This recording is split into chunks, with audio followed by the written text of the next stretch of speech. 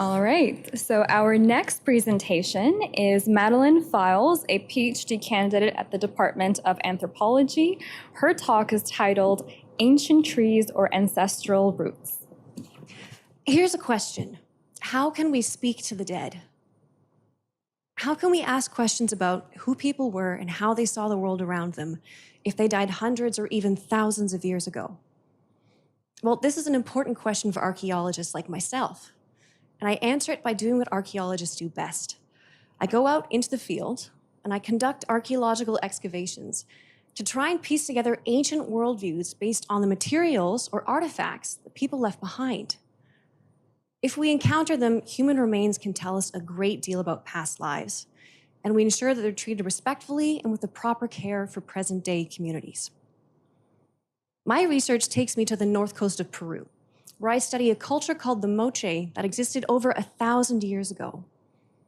And I want to know how they lived within their environment, specifically an old-growth forest comprised mostly of this tree, called an algarrobo tree. Now, what we know is that the Moche used the tree as you might expect. They used the leaves as fertilizer, the fruit to feed their livestock, and the lumber for their architecture. So when we found pieces of algarrobo trunks at the site, we thought they were for structural support. However, my own research discovered something unexpected.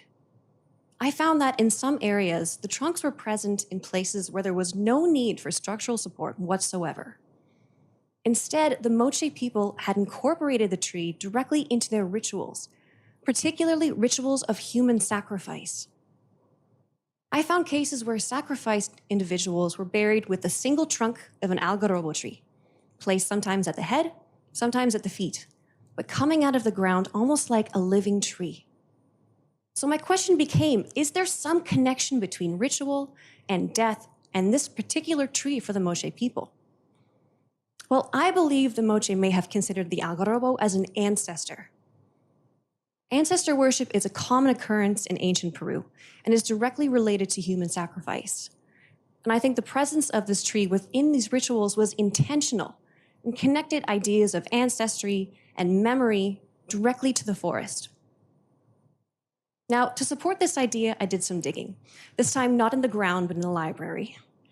And I found that in the local indigenous language of Quechua, the word for ancestor is the same as the word for a young tree or a sapling. And I also found a local legend that said that the gods turned the algarrobo tree into the very first Moche man, which means that this tree is far more important to the Moche people than we had first assumed. And that's one of archaeology's greatest challenges, to be able to recognize our own assumptions and take a step back and adopt a perspective entirely different than our own, allowing us to view the past through the eyes of those who lived it. Thank you.